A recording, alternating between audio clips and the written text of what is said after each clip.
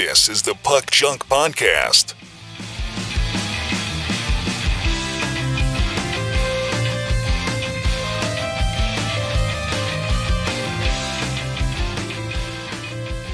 Hello and welcome to the Puck Junk Hockey Podcast. I'm Sal Berry, and with me is Tim Parrish and Clemente Lisi, and this is our first show of 2024. We had a nice little 3-week break, nice long intermission, whatever you want to call it, a holiday, whatever. Well, it was a holiday, lots of holidays, New Year's Eve and Christmas and this and that, whatever.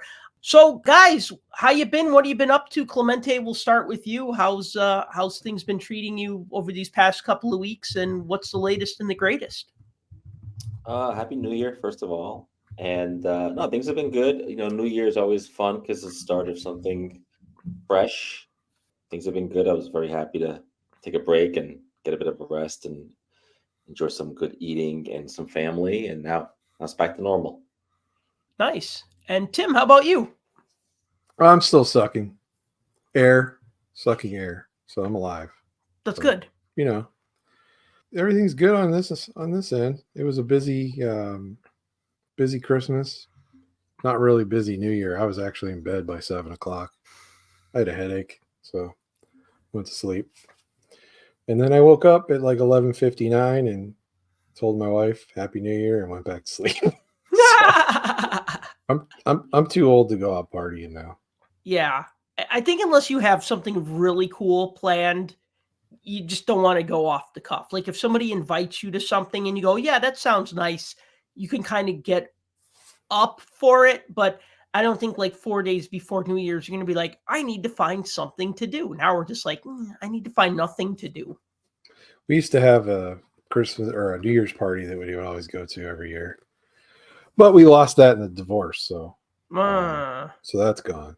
Yeah, those people split up, so we don't do that anymore. And we used to get asked to do shows all the time on New Year's, the band, but we were always like, nope, we don't want to be out anywhere where it's just sloppy amateur hour. So right, because people won't actually be listening to your music; they'll be too busy drinking and partying. And New Year's Eve, the day before Thanksgiving, and St. Patrick's Day are like sloppy amateur hour days to be out there. Bands get paid a lot, but you know what? It's not worth it. So I had a good Christmas, and it's funny. We weren't going to exchange gifts this year, my family, but my sister bought me a blaster box of Upper Deck Series 1. She put a gold bow on it, which was nice because it actually matched the color of the box. And I said to her, I thought we weren't exchanging presents. She said, no, this is just a little something because, you bought dinner, because we didn't want to have like the turkey dinner. So we did like ribs and chicken and pizza and just like food that we like actually really wanted to eat. That's like a smorgasbord feast right there. Yeah. So, I'm like, hey, you know what? I'll pay for it. I'm happy to pay for it. Right. So my sister's like, well, yeah, you spent all this money on food. I just wanted to get you a little something. So she got me a blaster box of Series 1. But what was funny was she just stuck a bow on it and she said, well, the cards are already wrapped. What am I going to do? Wrap them again? And I just thought that was a funny thing. Like, yeah, you're right. Each one is in its own each 12 cards or whatever in their own little wrapper. But then what was it, like New Year's Eve? I couldn't stay up. I was tired. I was like trying to watch a movie and all right, screw this. I'm going to go to bed. Right. Next day I got up, lifted weights. So, all right, January 1, I'm starting great, going to lift weights, and then around about first period of the Winter Classic, my throat starts hurting and I tested positive for COVID.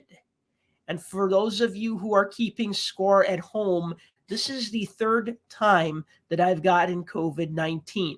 Now, my most recent COVID booster was a month before I went to Toronto for the Fall Expo. I wanted to make sure that booster shot was at like full potency when I was going to Toronto. So I did that. And here's the other messed up thing. Absolutely nobody in my circle got sick. Nobody. I'm the only one. I got sick on Monday. I spent Saturday with my girlfriend. And then I spent like all day Sunday helping my aunt with this like project, like putting wheels on like a kitchen island. She has one and she wanted wheels on it. So we had to flip it over and do the whatever. So this was like a 4 or 5 hour project. This wasn't just like one and done. So the two people that I was closest to those 2 days leading up to COVID, nothing. I saw my dad and my brother and his wife and everybody like around Christmas weekend, or that span of like 3 days, I was like constantly hanging out with people. None of them got sick. So, hey, I'm glad that there's 3 of us hosting this show now, because I'll probably be hitting that mute button a lot to cough. You got the COVID hat trick. Yeah, I only got COVID twice. So, but I guess we're all bound to get it again. Wow. So. Knock on wood, even though my desk is glass. And Tim, I think you said you got COVID before they even know it was COVID. So you're like an OG. You're like an OG 19er. Well, I got sick before the whole thing happened, but I mean, it was just like normal sick. Yeah, I don't know what it was, but that was a while before that whole thing. Before we even knew what was going on. So, yeah. I only got one jab. It was the JJ. And I had COVID once. It lasted for 3 days and it was done. Wow. So I've not had any of the other stuff. So yeah, I don't want to debate the merits of the booster shot or not getting the booster shot or whatever. But like I said, I can't figure out how I got sick and like nobody else did. And like, I have no political reasons for getting or not getting it. I just have it because I'm lazy and I don't want to. That's it. That's fine. I mean, that's my only reasons. And it's funny too, because like somebody said to me, like a friend of mine was like, well, how do you know you just don't have a cold? And I said, because I know what I feel like when I have a cold, and when I have a cold, I don't have a sore throat and I don't have a headache and my whole body isn't sore. You know what I mean? Right. When you feel like your whole body is wrapped in a blanket of soreness and your head is hurting and your throat is sore and you can't stop coughing and blowing your nose. Or maybe you have everything at the same time. I don't know.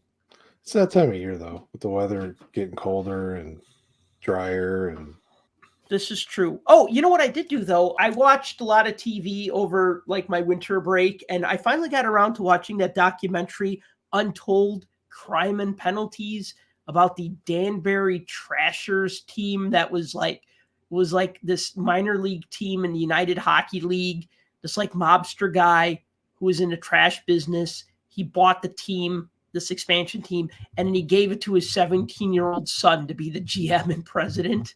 And it was like amazing story. It's an amazing story. If you could think of like a 17-year-old knucklehead getting to run a hockey team and how well that would go, it's about as well as it went. Like it wasn't like the movie Major League where the kid is in charge.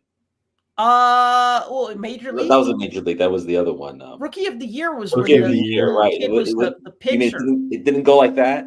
No, I mean, like when he says that I love WWE wrestling and I want to build a team like Slapshot, that's basically what the Danbury Trashers, and they were called the Trashers because the dad had the trash business, so it was this trash can with a hockey stick, which is actually a pretty cool logo. You go back and look at the list of players that have played for that team in its existence, they've had a lot of like NHLers. Just a couple. They had most notably Mike Rupp. Yes, Rupper was on that team. And Rudham Nadir, the former Sabre. Oh, Rumen, sorry. Yes. Rumen Nadir. Brent Gretzky played on that team. But he never played in the NHL. No, but people know who that is just because it's Wayne's brother. I liked the documentary, but I was also bored of it. Like, it felt too long. It was like 90 minutes. It was 85 minutes, okay? But it felt too long. And then the other thing I didn't like about it, not that we're getting into this critique of it, but I am going to post my review of it on Puck Junk because I watched it, so I might as well write about it now, is that the team only lasted 2 seasons, and they kind of just like take the best parts of both seasons and use that to tell the story, but they kind of mix them up. So you don't know that, like, I want my documentaries to be kind of linear, right? So when he goes, oh, we signed Mike Rupp, so that we can make a big push during the playoffs because the NHL was locked out. So, he was going to help us in the playoffs. And then later on, they're like, but it was too bad that we got eliminated in the finals. And then I looked at that, and they're actually talking about 2 different seasons. And then they keep intercutting, like, here's some guys who played in the second year. Here's a guy who played only the first year. Here's a guy who played both seasons. And you don't know. Like, I kind of wanted them to be like, this is how they did in year 1. This is how they did in year 2. You know what I mean? Because they did a really good job of like setting up how the team came into existence and like everything they did to build the team. Because this guy was like, hey, I was 17. I didn't know how to build a hockey team. So I talked to my high school hockey coach or whatever. And that was interesting. But yeah, I mean, it's worth watching. That's for sure. I actually wished it was longer. I wanted it to be like a series, like a multi-part, because it was just fascinating to me how this whole thing went down and how that team was formed and everything else. And I wanted them to talk more about kind of the team falling apart, I think, later on. With Jimmy Galante and his 72 charges of racketeering and going to jail and having to disband the team because they found out they circumvented the salary cap by giving players and their wives no-show positions with the trash company. It's a great story. For the owner, it was like a twofer. He can do like a money laundering, no-show job thing while running a hockey team. So, well, supposedly they're going to make the story into a movie. I haven't heard anything other than the initial thing and the fact that they announced like who some of the actors were going to be, but that was. Maybe that's where you get your multi-part Netflix type movie. Then maybe. Okay, so speaking of Netflix, because also on Netflix, so this was on Netflix, but the other thing I watched after that, because I was like, well, I liked it because it was hockey, but as far as documentaries go, I mean, it was just okay. Was the story interesting? Yes. Was it like too good to be true? Yes. But I felt like the execution was just so-so, if that makes sense, right? Netflix has this documentary on the American Gladiators called Muscles and Mayhem. And I just finished watching it this morning. It's like 5 episodes that are like 40 minutes each. Dude, that was awesome. That was awesome. That was like a total like cradle to the grave kind of thing where they talked about how it started, how it went, how it ended. And what's great about it is that like as like new gladiators were added in later seasons, they introduced them into the documentary later on. You know what I mean? Like they say, and then they added these people in season 3. And then we start hearing from these people when they start talking about season 3. I always hate it when they're like, well, we're going to talk to everybody from the first moment. But then you find out, oh, well, this guy was only on for 4 episodes. Why is he talking throughout the whole 5-part docuseries? So that was awesome. 4 stars. Would recommend. Yeah, there's 2 different versions of that too. So the one we were talking about is the Netflix one. There's also an ESPN one too. About American Gladiators? Yeah. The ESPN one is the one, like 30 for 30 it was, right? Yeah, that's the authorized one. The one on Netflix is the unauthorized one. Yeah, the ESPN one was very good because I remember they were talking about the working conditions and everything else, and it was pretty abysmal in terms of the guy that created it and everything else. It actually was very good, but well, the reason why I was split is because there's 2 different factions of the original group of gladiators. That's right. There's like 2 different. Yeah, that's right. Because like some of them stayed on. I mean, the way the story goes, some of them got paid to stay on, and the other ones were fighting for like better contracts and this and that and the other, and it just created a divide between the once friends. And so there was one team went this way and one team went this way. So each documentary talks to each group. So if you take both documentaries, you can basically piece them together and get the whole story. It was also very sad the way it all ended, and then these guys had like one of them was like he had no job after that, like he couldn't get hired anywhere. And it's pretty, it's good, but it is because we remember that from our childhood watching it on Saturdays, and it was a great show. But then you realize some of the hardships some of these guys went through. I even like the reboot that they did for a little while with Hulk Hogan and Layla Ali as the hosts. I thought that was decent, but it's fell funny a little because short. In a reality show world, that show doesn't seem to work anymore. In the 90s, nothing like that. It was like a game show meets WWE, and today that's the thing. That's why I like the reboot. That's why I like the reboot, because I like the original. But trying to get new crowd and new people, it just didn't work. Well, I mean, if you didn't have American Gladiators, you wouldn't have American Ninja Warrior, you wouldn't have Titan Games, you wouldn't have all these other similar type of things where it's like contestants trying to do these physical things. I don't know. I wasn't like a really big American Gladiators fan, and that's not the point of this podcast anyways. But, I have been geeking out on, besides watching a lot of hockey, sometimes I just want to watch other stuff. And when you're like off from teaching and working and everything, and you're like, it's 2 PM and hockey's not on till 6. Maybe I'll watch something on Netflix, and then you kind of start looking. So anyway, I thought this was interesting. They're going to do an expo in Quebec. We have the Fall Expo and the Spring Expo in Toronto. And then they have the Edmonton Expo, which is in May.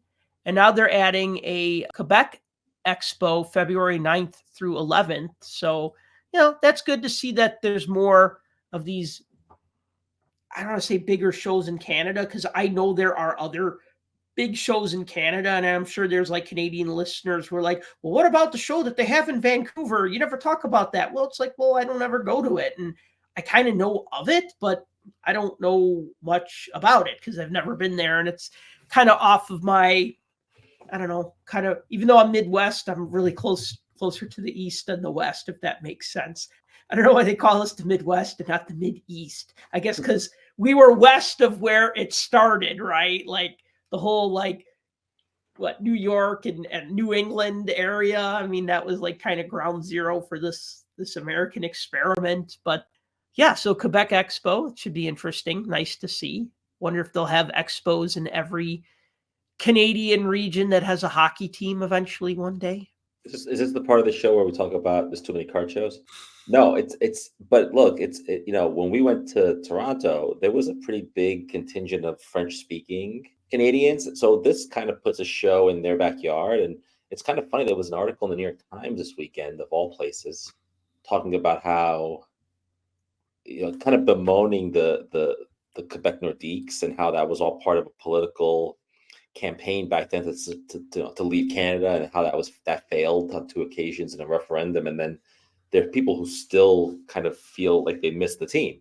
And we've all seen people in the Quebec's gear. I think we saw people in Toronto with it. I mean, Thal was wearing a Nordiques hat at one point.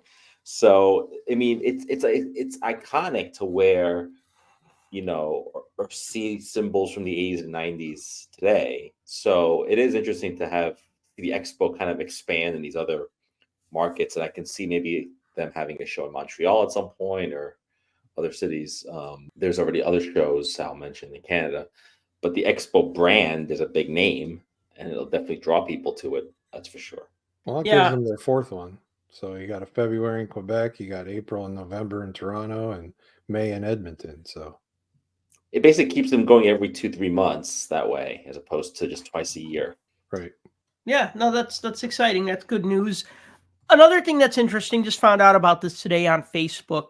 President's Choice Trading Cards is releasing a set called Tough Guys. And you can imagine who the focus of the set is. It's of enforcers. So it's a memorabilia-only product, no autographs, no base cards. You're going to get 4 memorabilia cards per box. No price has been announced yet. It's going to be available online at President's Choice Trading Cards, as well as through some distributors who sell President's Choice cards. Like I know their In the Crease set, they didn't actually sell on their website. That just went through their distributor networks and was sold at card shops and stuff. Is this a POD set, or is it going to be like packed out and packed out 4 cards per box? I've seen some of the pictures. So they tend to use a lot of illustrations. There's one called Dual Memorabilia, spelled D-U-E-L. The card is Ty Domi and Bob Probert, and it has a piece of jersey patch from each of them, and then an illustration of each of them. And I like them. I mean, they're pretty cool looking cards. There was another one. It was the stick handle the stick handle cards are the ones that use the name of the player from their stick, but the one that they're showing, the promo image they're showing, is Dave Manson. So, it just says Manson from his stick. Don't know when it's coming out yet. That's all I know about it. And I've reached out to them, and that's all they told me. There's no checklist yet. No checklist. Harkens back to the 11-12 Enforcer set that we all love. Loved it, yeah. I regret not buying a case of it when I had the chance. There were 2 Enforcer sets. Was it 11-12 and 13-14? Yeah, the first one came out in 11-12. The second one was later because it was towards the end. Going back to the Enforcer set from 10 years ago now, if you want Hanson brother autographs that won't cost you an arm and a leg, that's where to look because they're in there and they're affordable. That was a great set. Very underrated. So another thing that just was announced, the Bobby Orr collection, that's a set of NFTs limited to 1,444 copies. I'm not a big NFT guy, but I do know that with this NFT set, Bobby Orr collection, certain NFTs, if you buy them, you also get signed Bobby Orr memorabilia. I don't know exactly what, because they haven't really said, but that's just kind of interesting just because, anytime you mention Bobby Orr and autograph, it's newsworthy, even if you're not into NFTs. I'm not an NFT guy. In fact, I bought one of those Upper Deck Evolution cards and immediately regretted it. I was like, oh, a Jamie Benn card, and it kind of wiggles back and forth.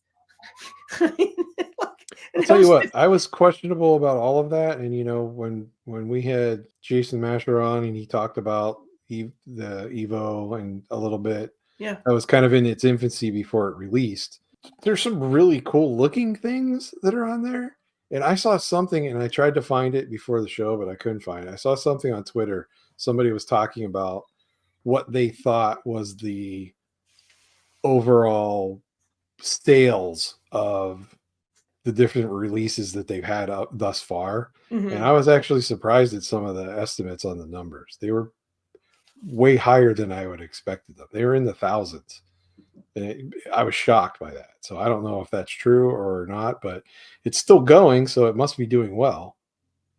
I haven't even really been keeping up with that NHL breakaway. Oh, yeah. The notices I get on that, I just ignore, to be honest. Well, what was funny was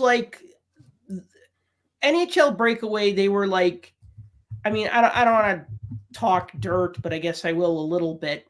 They contacted the Hockey News and they said, hey, we're launching this NFT set. And then Hockey News said, well, hey, our guy Sal is actually writing an article about NFTs. Good timing. So then they got me in touch with them. And then I said, hey, I'd love to talk to your brand manager, get a quote for my article. And then they were they kept putting me off. And then they're like, oh, well, we're just not ready to talk about it yet. And I'm like, well, guys, I have a deadline. Do you want to be in this article or not? And they never got back to me. I basically put in my article that they declined to comment, And then I remember when NHL Breakaway, when they went to launch, their launch was aborted. They were supposed to launch on a Friday, and it didn't happen. And then they ended up launching on Tuesday because they had some problem with their payment processor because they were using this thing called MoonPay, which, yeah, exactly, right? Dude, take PayPal, take Venmo, take a credit card. Once you start getting into these things that you're just making up, MoonPay, we're paying in moon dollars. Well, what will $20 get me? That will get you 1.34398 moon bucks, right? I don't know, right? I'm just making that up, right? But I'm imagining you have to say it with the inflection. Yeah, otherwise it doesn't work. Right? Yeah, I was gonna say, you ever see the Futurama where they go on the tour of the Slurm factory and it's a little Willy Wonka slug with the top hat? That's just what I imagine. Just the NFT mascot would just be that little Willy Wonka slug being yes, magic coins. I always read their press releases about the drops that they're gonna have, and every time I go to the page, as soon as I click on it, everything that's on there always shows sold out. And there might be one or two things that are current, but they're always super expensive. But the one thing, like you said, when they aborted the initial launch because stuff was screwed up. If you go to the page now, it still says beta at the top. Yeah. So I mean, they're releasing things. Obviously, people are buying them because they're showing up sold out. And for those people wondering what Breakaway is, think of what Top Shot was, but for hockey. That's basically what it is. So video highlights. Yeah, pretty much. Like their current one that they have are like 1990s players celebration videos. Oh, they're really trying to appeal to us, huh? I don't know what's in there. I didn't see an example of it, but I'm gonna guess there's stuff in there that what could be in there. The Timu Solani throw his glove in the air and shoot it down, that thing, maybe. I don't know. I have no idea. Yeah. I'm Ron Hextall scoring a goal. That would be a good NFT, right? I could think of a few 80s sellies, Tiger Williams riding his hockey stick. Oh, that was 80s, not 90s, but you get my point. Yeah. So anyway, with Breakaway, and then I know that they were like, I think his name is Travis Howe. They're like, Gordie Howe's grandson, Travis Howe, is our brand manager, and he's going to be doing a Q&A on Twitter today at like 1:00. And I'm like looking at like this email, and I'm like, why are you sending this to me now? Like today. And like the email, you could tell the email, Clemente, you'll get a kick out of this. You could tell that the email had been rewritten because it like mixed tense and it had like an extra verb or something where they meant to say he's going to be talking to us tomorrow or whatever. Like they basically like they rewrote the sentence but didn't like finish rewriting it. And so I'm like, wow, okay, way to proofread that, guys. And I'm not trying to like spit on them, but it's just like, they wouldn't talk to me and I was trying to help them push their product. Then like their launch of their product was a mess. When they email everybody and says that it's dropping tomorrow, be ready. And then it's just like, oh no, it's not dropping today. We're going to do it Tuesday. And then, just like every time they do something, it's just like, it screws up. It's comical kind of. I think the NHL, just like everything else, and we've talked about it before, they get these sponsorship and jump on the bandwagons too late.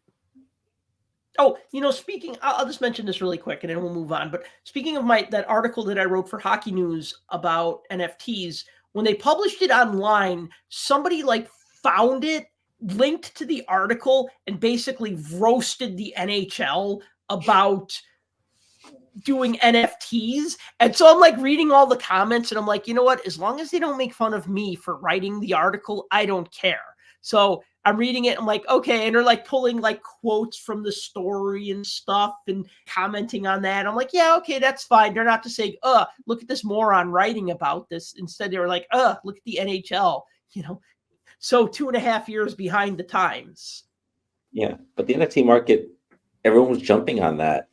And so they probably felt the same way, but I don't really hear much talk about it anymore. I don't know if it's still a thing and we just don't care for it, or if there's a group of people that care about it. But I mean, I have zero interest in buying. There's a market out there. Yeah, there is. Like there's for anything. Yeah, there's probably still people out there that collect Pogs.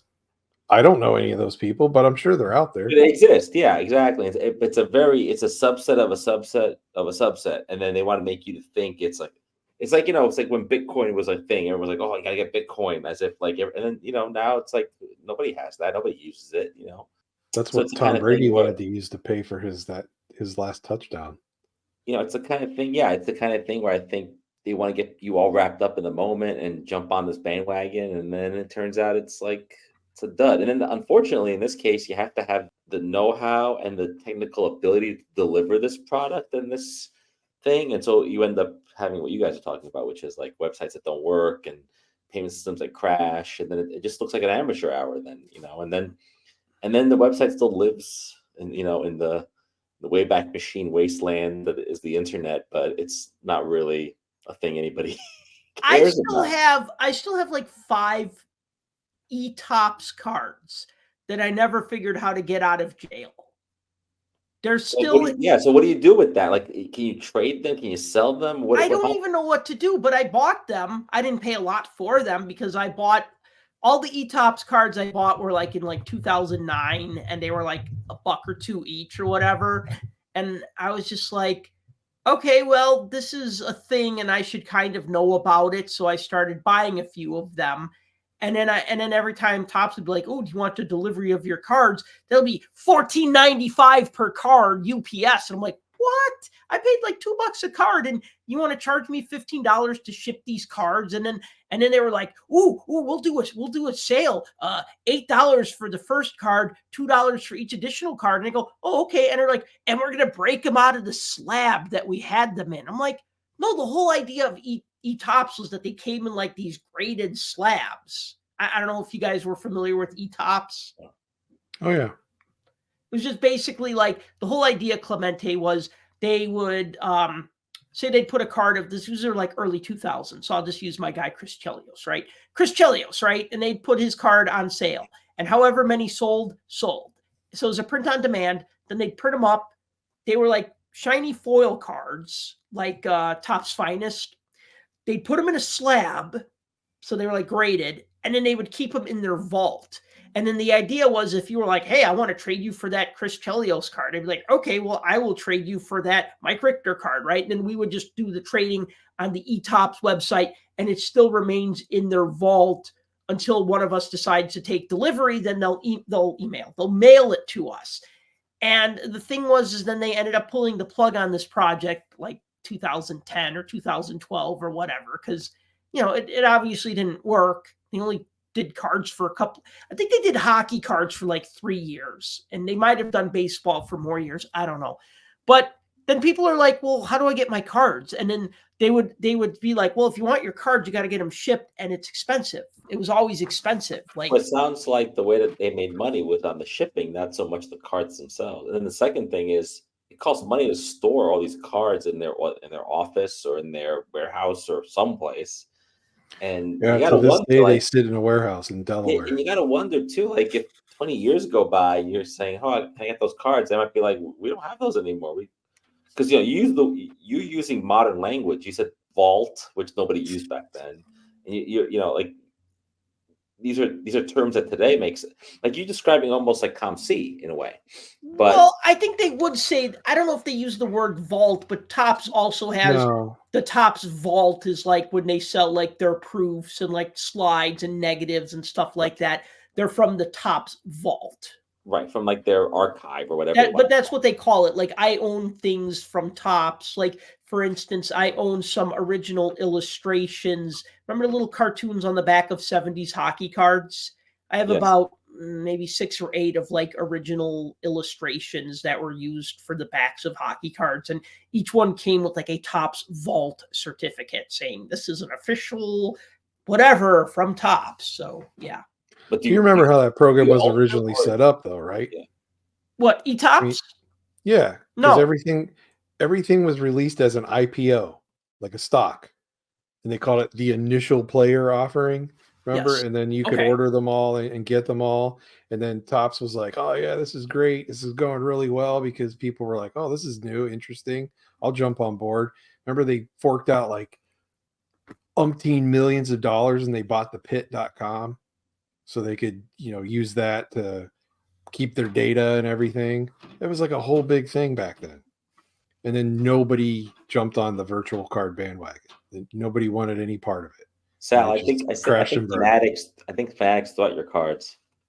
They have my cards? I think they basically, when they took over Topps, decided to throw everything. They became like everyone's mother and threw out your baseball cards. Oh no, my E-Tops cards. I think I have Chelios, Brodeur, and I think I got a couple that I dude, when I say these would sell for nothing, I mean they would sell for like a quarter.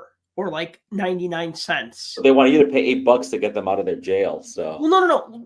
The initial player offering, I didn't buy into that. I didn't know anything about that because that was during that dead time when I wasn't really collecting hockey cards that much, the early 2000s. So that kind of flew under my radar. It was like post 2006. I was buying them on the secondary market, either on eBay or there was this other website. Tim, do you remember Card Target? Mm-mm. No, it was called Card Target, and it was a secondary marketplace for these E-Tops cards. And like you'd create an account and you could buy and sell them. And so like, somebody might have it on Card Target for a couple of bucks and you could buy it there, or they'd list it on eBay and you'd buy it. And then they basically, then it would transfer. Like it was actually like built in to transfer to your E-Tops account wow, are we going deep here? We're talking about something from 20 years ago, and it's not even cool. You know, they ended that in 2012 and said they weren't going to produce any more cards. But as of like a year ago, I still saw people posting that they were getting their stuff shipped from their account. So when I said that everything's in a warehouse in Delaware, I don't think I was kidding. I think they probably are. So if you wanted to cash them out, you still can. Plus, you can put them up for sale on eBay. They honor those sales too. You just transfer them to other people's eTops accounts. I mean, so. I'd want to just have them because I collect cards. I wasn't. Then you got to pay for the shipping. That's the problem. Yeah, and I guess that's the thing is like, do I really want to spend $15 to ship a $2 card? I mean, that's just like it. You mean it's like buying cards from Canada? Yeah, pretty much. Oh, you have to check boxes and check dealers or check ComC and stuff like that and see if you can find the same ones you have, and if you can get them for $2, do it and don't worry about the ETOPs. Forget it. Yeah. Yeah, well, I just chalked it up as a loss. I mean, you could always be that guy in like the year 2057 and say, "Hey, where are my cards, Tops?" And like, what are you talking about? You got rid of that stuff a long time ago, dude. And then I spearhead some class action lawsuit, and like, you know, look, I'm sure if they got rid of all those cards, they would probably send an email to everyone saying like, "You must take these out because they're going going away." You know, that's the thing with virtual stuff. It doesn't feel real. It's like people now have music collections. They're all virtual. They're not CDs. They're not records. They're all sort of living on your device. And if Apple out of business tomorrow, you'd lose all your music. Yeah. Right.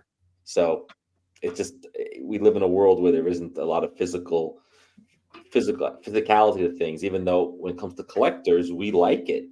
We're still in this mode of touching things and seeing them in person and having them in our possession. And maybe that's why the hobby suffers in terms of attracting younger people. I think younger people are just not used to, I look at my own kids, like everything they own is not tangible. It's all video games, it's music, it's all living on the computer. And it's not even like a video game cartridge. Exactly. That you take to a friend's house. I'll give you an example, like Nintendo Switch. If you have that, I have Nintendo Switch, my son plays it.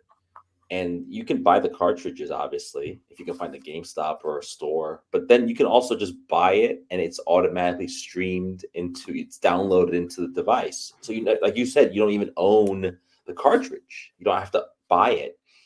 And so that's gone. When we see video games from the 90s, we still like, oh, remember that case? Remember that? Remember this? People are getting that stuff graded now. 20 years from now, there'll be nothing to grade. Kids will be like, I don't have anything. Maybe Pokemon's the only thing that is sort of still a physical thing. Mm-hmm.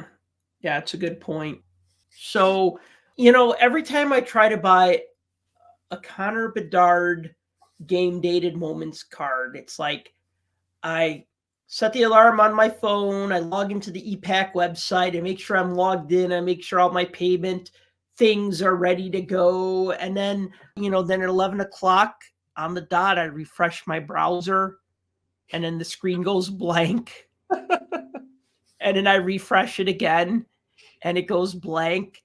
And maybe about 4 minutes in, then, when a website loads, but it's just the text where you see like the bunch of links and like a bunch of text and like maybe the pictures, but they're all sized wrong. For those of you who know web design, it's because the style sheet isn't loading. But anyways, so when that happens and you go, oh, that's not good. And then you reload again and then it looks right, but you can't click on anything. And so once again, it's like I'm buying Taylor Swift tickets and I can't get through. And I don't know why I'm the only one who can't get through, because when they dropped the first one a few months ago, I couldn't get the first one. The second one that came out a half an hour later the same day, I was able to get that one, either because the Bro Dogs didn't care or they didn't know, or they were like, well, it's not his true rookie card because this is the first one and that's the second one, or whatever, right? And then when they did one for his Michigan goal and I couldn't get that, and then they did another one for Bedard's first overtime goal a week later, same thing. It was like, according to me, it sold out in 8 minutes. Tim, you had an entirely different experience of trying to buy that most recent Connor Bedard game dated moments card. So I think this is where you take over the story, because what you have to say is more interesting than what I've already said. I mean, it's not much of a story other than the fact that you reached out to me and said, help. And so, I mean, that's really what it boils down to. I wouldn't have normally went and done that, but I logged on too. So I was trying to get on. I was trying to get on. We were messaging back and forth like what our experiences were at the exact same time. And it's like I logged in, but then it almost seemed like it booted me out. And so then I tried to log in a second time, which I got in, and I was having the same issue that he was having. The page wasn't loading, the images weren't loading. It was like all sorts of slow. And when I finally was able to get to the pack page where you can buy the packs, the game dated moments packs didn't even show up. And I kept hitting refresh and the page would half load and then not load. And then finally there it was. And I looked at the bottom and there's a drop down menu. It'll tell you which cards are available. The Bedard was still there. I clicked on it. You can buy 2 at a time. So I added 2 to my cart just to see what would happen. Went to the cart screen. It sat and spun the spinning wheel of death forever. Then all of a sudden it popped up. And I'm like, this is weird. And I put in I hit my thing to buy it. And then spinning wheel of death again. Only this time it just spun and spun and spun for like 6.5 minutes. And the page never loaded. Like it never loaded. And you never hit refresh. Sitting there. You didn't do anything to it. You just let it go on its own. Yeah, because you shouldn't, because it's trying to go through the process of buying. So I messaged Sal and I'm like, hey, I'm on the spinning wheel of death and I don't know what's happening. And then maybe a minute after that, the page didn't load, but I got the PayPal alert on my phone that said a transaction went through. Okay. And I'm like, well, that's interesting. So I gave it a minute, refreshed it again. Now everything's working. So I go to so when you buy a pack of anything, it shows up in your account under your packs to open. So you go to your packs to open and you click on them and they open your pack and show you what the cards are. Well, there's nothing in there. There's no packs to open at all. So I'm like, all right, well, they charged me for something and I'm going to be pissed if I don't took your money. So either they took my money, but I got nothing here. I'm like, I don't understand what happened. This doesn't make any sense. So I go to my inventory and I just search Bedard because it's not like I have a million Bedard cards. There they were, already opened. I didn't have to open a pack. They were already opened. They were sitting there. So somehow I ended up with them. I didn't get a gold one, but they're both the regular ones. Let me ask you this. How many of those are they selling on the site? $11.99. So you're telling me that and you can buy 2. So half of that. So many people are on there? A few thousand people, you think? And the site they have bots. I figured out that if there's 1,200, we'll just say 1,200 instead of $11.99. And if they're selling out in 8 minutes, that means that they're selling 2.5 Bedard cards every second. Yeah, there's bots. There's people. I mean, think about that, dude. Everybody's having the same problem we are. They have. So everyone's trying to get the shopping cart at the same time. That's the problem because Amazon seems to have not have this problem.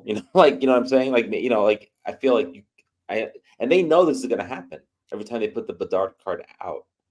How do you sell 2 cards a second?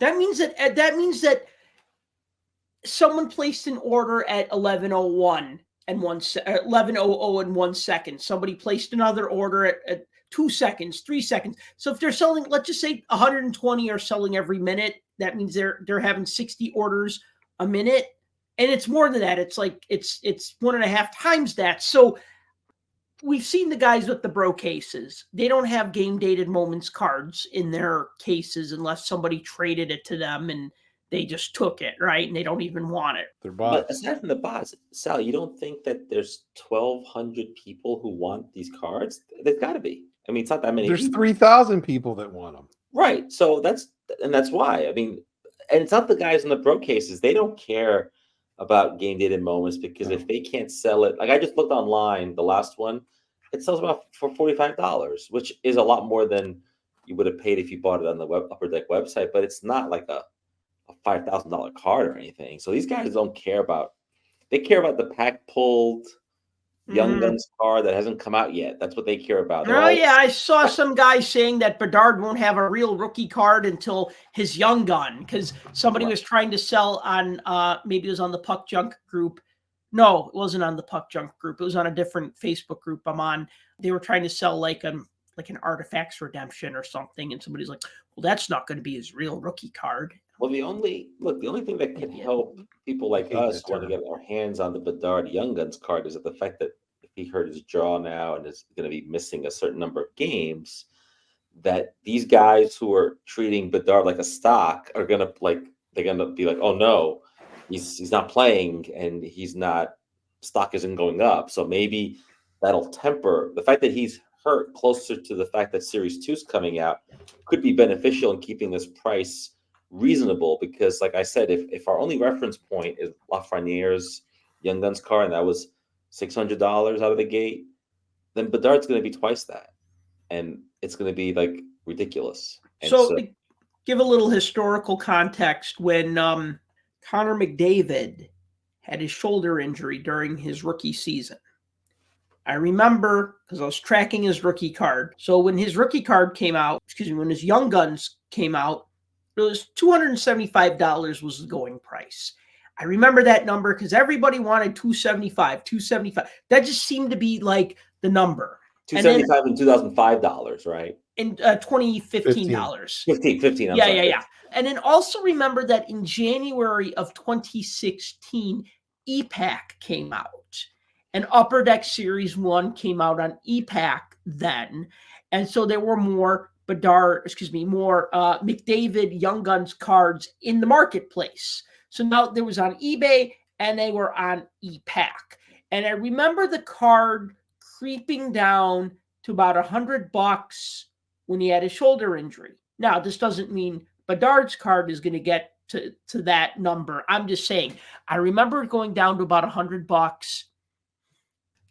So yeah, you do definitely see that. I mean, I remember in the 90s when Mario Lemieux had his first set of back problems, like say 1990 or so, 90 or 91 or whatever it was. I remember his Topps card and his O-Pee-Chee rookie cards becoming more affordable as a reaction to that. Now, I'm not saying that that's what's going to happen. I'm just saying that, yeah, you get people who get spooked, or you get people who just say, all right, who else is out there? I'm not saying that's going to happen here. Just offering a little bit of historical information just for discussion. It also may hurt if he's out for a prolonged period of time. It may hurt him in trying to win the Rookie of the Year. And it could hurt him if somebody else gets hot at the same time. And look, I don't mind seeing other first-year players doing well. I don't want it to just be about one player. But the league is very invested in this, obviously. But, I went to see the Rangers play against the Hawks last week.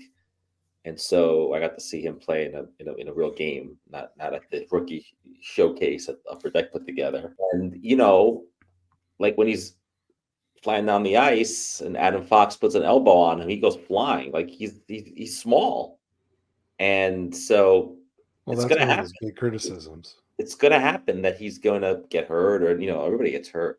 And he plays a lot, considering, despite the fact that people around me were complaining they didn't see enough of him on the ice. I'm like, yeah, give the guy a break. He's taking a breather.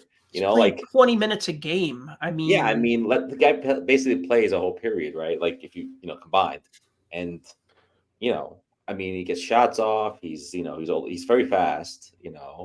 And look, he's only 18 years old. I mean, it's it's going to take a little bit of time, but he's definitely got the ingredients there. We know that. But. Well, and we had that brief conversation about Brennan Ottman and making his debut in that game that you were at. It's right. And it's like, whether you're on or not on the Bedard bandwagon, there's no denying that he's. I mean, that's the bill we were sold, and he's lived up to that so far. He's as advertised. But I agree. The thing is, because he's so hyped up, he crosses all bridges. Like, to every other person, all the investors have come in, and all the other sports are paying attention and everything else. So it's like everybody's so anticipating this Young Gun to be out, because not just hockey collectors are going after it. all collectors are going after it. Every card collector of every sport. Yeah, exactly. Yeah. And that's, like you said, you don't mind seeing other prospects, get a bump a little bit. Well, yeah, everybody's going to be sleeping on guys like Adam Fantilli and Voronkov and Bobby Brink and Evangelista and Mintyukov and Cooley and Carlson and, even Marco Rossi is technically still eligible to be a rookie, even though his cards came out last year or year before. But you see what I'm saying? There's all these other guys that are phenomenal young talent that are just getting overshadowed. And it does happen every year with young guns. There's usually one or two. There's a really good one in Series 1, really good one in Series 2. 4 years down the line, we look back at that same release and we're like, holy crap, this guy's card's in there, this guy's card's in there, this guy. And then all of a sudden now there's 5 guys in Series 1 and 4 guys in Series 2 or something of that nature. It happens all the time. Yeah. You sit on these things not realizing that they're going to be good, because here's the thing. Prospecting, just like in any sport, it's kind of, it's a guessing game. It's the gambler, it's the gamble. It's the big gamble. You can put all your stock in, a certain guy and think he's going to hit it big, and he's the Todd Van Poppel, or he's the, what's the hockey equivalent? He's the Alexander Daig. He's the, whoever the next big thing is, that is really the next nothing. Lafreniere. But excuse me there. And still, here's the thing with him. That's like cold you still have. Yeah, and you use Lafreniere as an example. Yeah, we know what the hype was because we talked about it over and over again, and it was crazy. It was COVID. But it's unfair. And then all of a sudden, yeah, and that's exactly it. It was unfair. Right. I agree with you 100% on that, because we put all this undue pressure on him, and then all of a sudden it was like, oh, he's not out there scoring 50 goals in his rookie season. This guy He's also sucks. a third line guy who barely gets any playing time. So yeah, and so he starts to fall. People ignore him and forget about him. The kid's still good. Right. He's not a bad player. But it's almost like it doesn't matter anymore. He can score 30 goals this season. The Rangers can win the cup. And it's like, yeah, but he's not, he's not Gretzky, because now he didn't impress in year 1, year 2. It doesn't matter anymore. He can't live back up to that hype. Like I always say, hockey is, if you're a hockey collector and you truly want to be a hockey collector, it's the long game. It's always the long game. I look all the time in my Hall of Fame binders, and I see guys in there that it's like, back when I was a kid and I was collecting cards, yeah, these were stars, but these weren't the mega stars. These weren't Gretzky. These weren't Lemieux. These weren't Patrick Waugh. These weren't those guys. But I go through these binders all the time, and I'm looking at all these Hall of Famers going, man, who would have thought? This guy's a Hall of Famer. This guy's a Hall of Famer. This guy's, and I have all these cards of this guy. Well, and maybe no one cares. Maybe the key is if you're really into Hall of Famers and you want their rookie cards, then wait until they get inducted. So if you want to get Bedard's, you're not wrong. Card, you buy it in 30 years from now. Yeah, because you're not wrong. You don't know. He can be injured and never play again. And then what? You spent $800 on his card? Are you kidding? And I love the way people. I see this with baseball. Because this happens in basketball all the time. Baseball and basketball, yeah, everything. But when people go on Twitter, X, whatever you want to call it, and they bitch about, oh, I spent $1,000 on this card and now this guy is hurt. Woe is me. And it's like, dude, you knew what you were doing. Not only that, what about the people that go and buy like the John Morant's refractor and they pay like $30,000 for it, and then the guy like is hurt or gets arrested or whatever, suspended, and then what? I mean. Yeah, what do you do with that? You prime example, Wander shiny card. I mean, are you Wander kidding? Franco in baseball? There's Wander Franco. I mean, he was the Bedard of 3 years ago for baseball. Everyone wanted his card. The card off the bat, just the Topps regular card, was like $30, $40, $50, $60. It was like the guy hadn't even like done anything yet. Wow. And now what? Now that stuff is nothing. You can't give it away. And now he only dates people younger than Bedard. So. Ugh. You had to go there. But yeah, I didn't go there. He went there. Because you never know when someone can get arrested or hurt or whatever. And then you're right. The people complain about it. It's like, but who told you to go out there and buy this card? I mean, look, Chicago Sports Spectacular is what, March 18th or 20th, right? Yeah. Right. And I'm planning to go. So, I'll see you there. But that's going to be ground zero for Bedard cards that are going to be coming out just a couple of weeks earlier, Series 2, right? Yeah. It's going to be crazy. It's going to be crazy. Yeah, I mean, I said this in previous podcasts, but yeah, when I did the Spectacular back in November, anything that I had Connor Bedard would sell. Like, it was just, they'd say, do you have the Easter egg card? And I'd say no. And they'd be like, okay, what else you got? And they'd look and okay, I'll buy that. Well, they understood that they were chasing a card that was hard to find and that was expensive. Well, we also said that once the Young Guns card comes out, all those other Bedard cards become like, no one's going to ask you what else you got. They're going to be like, oh. I think they're going to be necessarily. I think there'll be tons of Young Guns there because I think they're going to print the heck out of this thing and people are going to have it. It's going to be out there. I agree. Yes. I do feel that like once the Young Gun comes out, the demand is going to plummet. However, if there was a player that this might not apply to, it would be Bedard because there's such a demand for his stuff. And he's in Chicago. I'm not saying that they're going to match the demand or the value. I'm just saying that it could happen, right? Like I think the big play. He'll always have a hometown bump in Chicago. Well, that's the thing. Yeah, Chicago. But when the Young Guns card comes out and the price skyrockets, the big play is to go after the Easter egg card because that's going to drop. Or the MVP redemption card or the Tim Hortons redemption card. I mean, there's which, by the way, we haven't seen yet. We've only seen the redemption. We don't even know what the card looks like, right? So, and the artifacts one is been regularly selling $300 to $500. So this is no fun. I mean, I remember the crazy part is we don't even know that Bedard's going to be the Blackhawks one. We know he's the draft pick one, but he may not even be the Blackhawks card. Yeah, somebody was selling it on a group, and they're like $400, and then somebody's like, "Whoa, wouldn't you be mad if, or wouldn't it suck if you bought this for $400 and it turned out to be Kevin Korchinski?" And then I replied and said, "Or Jackson Stauber."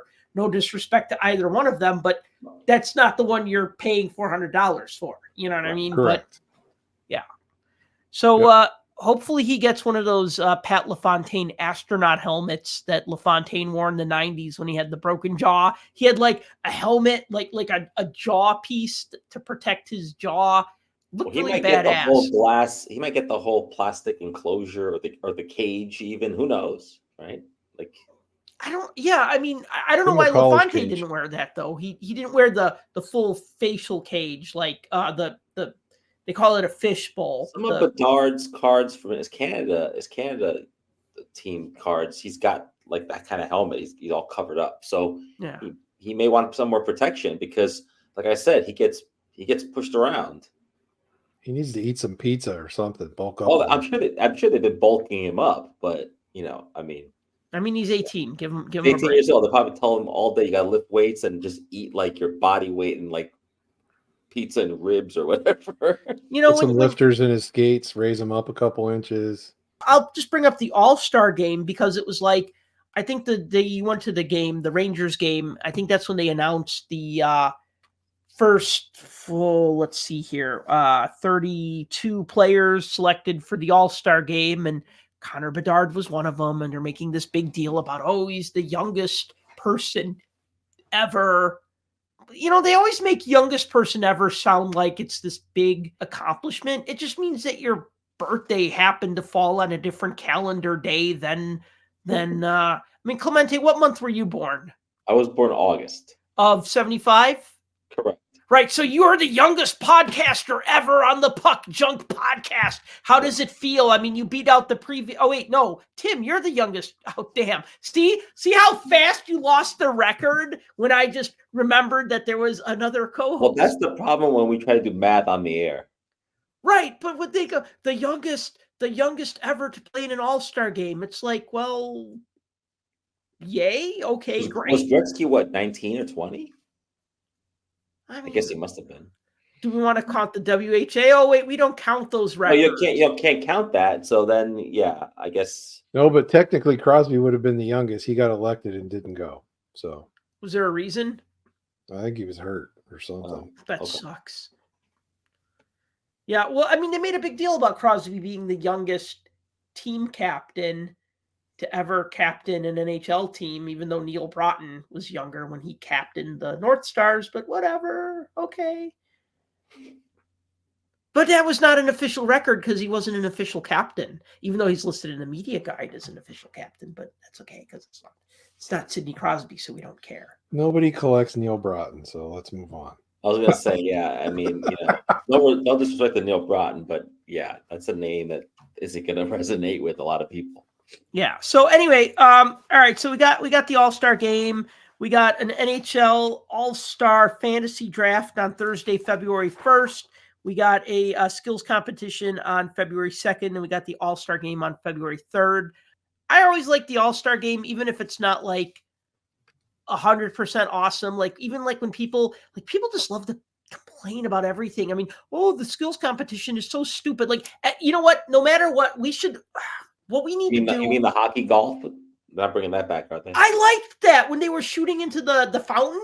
I liked that. I knew you had like the fountain shooting up in the air in the background. Like, I think what we need to do is once we figure out the list of events, we need to like lay bets on like what are people going to complain about the most. It won't be this fastest skater because that's always going to be cool no matter what. Nobody can argue against that. Like, oh, it's stupid. Who cares who's fast? Well, no, it's always the ones that are the mainstay ones are fine. It's the ones that they rotate, like the golf one because it was in a warm place. But I can see them bringing in something totally, or like the dunk tank. Did they have like a dunk tank thing where they were? They did. Yep.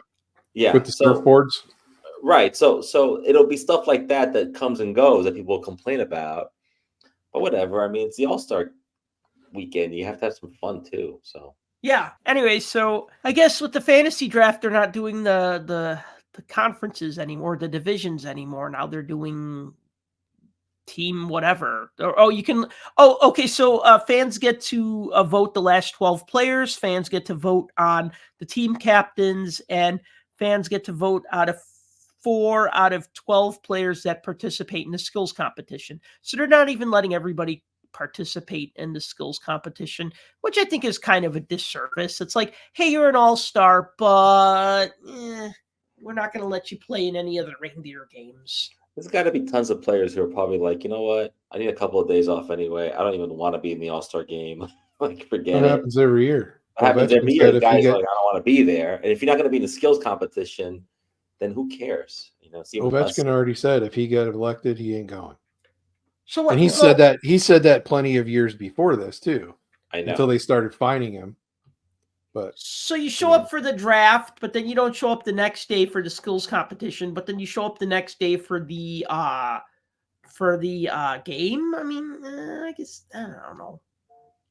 It just the problem is it's not going to be a good representation of the people that should be in those events. No, it's going to be the people that ended up in there because of the voting. That's not what we want to see. I mean, do we want to see a trick shot competition with Victor Hedman, or do we want to see it with Trevor Zegras? Right, I mean, exactly. That's not, no offense to Hedman, great player, but I mean, come on. They want to see something entertaining and electrifying. Yeah. You got to have the personalities there. You got to have the over-the-top kind of thing to draw people in. And yeah, it's not for the traditional hockey fan because this is stupid. This is a waste of a game. Okay, I get it, but it's for fun. And we want to have fun, bring in the fun. Don't just have the fuddy-duddy stick in the mud guys there. Yeah. That's my take. By the way, the All-Star game traditionally hasn't really done well ratings-wise. It's not like the Winter Classic or something like that. I mean, imagine having like, I know you have to have the All-Star break, but imagine having it like outdoors or on New Year's Day. That might be more fun, but whatever. I'm just saying that I would like the All-Star game to be the Winter Classic on New Year's Day. I think that would be the best of everything. Let's not forget that like there's been some All-Star games back in the 2000s. They were averaging like 1 million people. Like the rating was like infinitesimal. I mean, wow. remember the one on Versus? No one saw it. I didn't see it because it was on Versus and I couldn't get it. And so I know it's 2 podcasts in a row we mentioned Versus, but I'm just saying, the scars still run deep 20 years later. Yeah, it does, because it shows you how the league can slide into oblivion very easily. And today it's even worse because you have soccer, NASCAR, MMA. There's actually more competition now than there was 20 years ago. So it's very easy to fall into like sort of a place where you don't want to be. And so the All-Star game is still kind of a showcase. Look, the NBA has struggled with the All-Star game too. It's become kind of a joke, and it's a big score, and people select the slam dunk contest, but they have to also jazz that up because people don't really want to watch it. And we all know it's because Shaq votes, and he votes horribly. That's why. And we know the Pro Bowl, people really hate that. So, it's now flag football. Nobody cares. Right. Yeah, exactly. Because they don't know what to do with it, and nobody wants to be in it. I mean, the only fun part of the Pro Bowl is they do have 2 teams that compete in the skills competition. And the skills are actually kind of fun. My kids love to watch it because it's got this like Nickelodeon kind of feel to it, where like guys are running through like foam bricks, and they're doing tug of war, and they're doing dodgeball. That's kind of fun. And so that works. I wish they would bring back the quarterback challenge. Hockey in some weird way. I don't know what they would do, but maybe, it'd be a total ripoff of the NFL, obviously. But it's fun. And so you have to make it fun. And how you do that to a new generation is difficult. But maybe that is an idea. Maybe that is the Winter Classic in the future. Or maybe they do it outdoors, or maybe they do something with it. I don't know. I want the NFL to bring back the quarterback challenge. Really good. I mean, the game itself was never close, but the Winter Classic was fun this year. And I think that still remains kind of a showcase thing for the league. So, what was the quarterback challenge, Tim, since you want the NFL to bring it back so bad? You don't remember the NFL quarterback challenge? Nah. But the one with the different targets and everything? They used to do that all the time. They'd have all the quarterbacks like compete against each other in various events. Accuracy, speed, target, all that kind of stuff. It was always fun to watch. I remember the one year Scott Mitchell won it. It was like, what? Of all the people, you got like Dan Marino and John Elway and like Boomer Esiason, right? Yeah, Boomer and Joe Montana, like all the greatest quarterbacks of all time. Right. And Scott Mitchell's the one that wins. What do you guys think of the Winter Classic? I mean, I know it's going to be like 2 weeks old by the time this podcast drops, but hey, what's our opinion on it? I liked it. I thought it was fun, and I loved the Bowie versus Bissonnette thing. Bowie, that was fun. Bowie, the Seattle mascot, versus Paul Bissonnette is like the greatest thing. Has that lawsuit been filed yet? Because that was an assault. I mean, no, but first he dunked him in the tank, and then he got him back later by like body slamming him. Oh man, that was a straight up elbow to the jaw. Right. So now I'm going to be naive. Now that was all pre-planned, right? No. Okay, so according to the Chicklets podcast, that was not pre-planned. That was just off the cuff. Well, the guy in the Bowie suit, could really be hurt.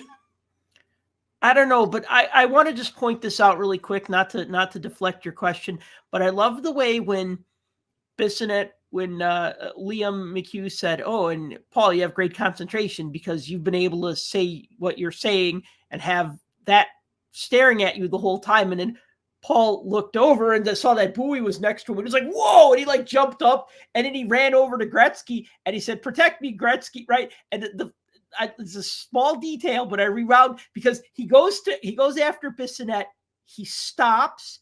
He shakes Wayne Gretzky's hand and then he goes back to chasing Bissonnette. I just thought that was such a nice touch that, like, even though Bowie's like the newest mascot in the league, he still has respect for the great one. He stopped, shook his hand, like was being very respectful. Then he went back to the tomfoolery of trying to clobber Bissonnette. I thought that was funny. Also, is it set up? It's set up. It's a setup, but I don't think the things that are happening with it are part of the setup. It's set up within the confines of, hey, we're going to create this rivalry. We'll let you two play out the parts however you want. And I think he's going to chase you around the studio, then you do whatever you want. Yeah. Right. What I didn't expect him to do is to turn around and just clock him with an elbow, and then he gives him he like gives him the shoulder drop, and he like lands right on him. I'm like, that had to have broken a rib, even with the padded suit. Like he landed square right on him. No, it was Oh, fun, so and I funny. thought, oh, it's got to be totally a setup because I thought, well, what if someone gets hurt? Like that would be bad. But I think this is just one that's gonna and Biz is playing the part really well. Like I think he's doing a great job with it, and I think it's funny. oh yeah, And he's they should keep going with it. character. Yeah, he's added Yeah. some character to that whole studio show for sure. And see, we've talked about this before. The TNT show originally came out modeled sort of after the NBA show, where they just go off the cuff and do whatever and stuff. And right. And if you watch the NBA show, like at Christmas time, there's always the running joke where Shaq gets tackled into the Christmas tree. Right. Like it happens every year, and that's what they do. So it's stuff like that makes it show kind of lively and way more. Makes you want to watch it, which is more than I can say for the ESPN version. Way more than I could say for ESPN. Now ESPN isn't going to do like stuff like this because ESPN is still doing stuff they were doing 20 years ago. I mean, they don't, Yeah, so. they're just keeping it kind of straight and even keeled and whatever. It is what it is. ESPN can't wait to change the subject back to college basketball. That's just how I feel when they do their hockey thing. It's like 9:59 football when it's college football or the NFL. Depends what season they're in. Exactly. Yeah.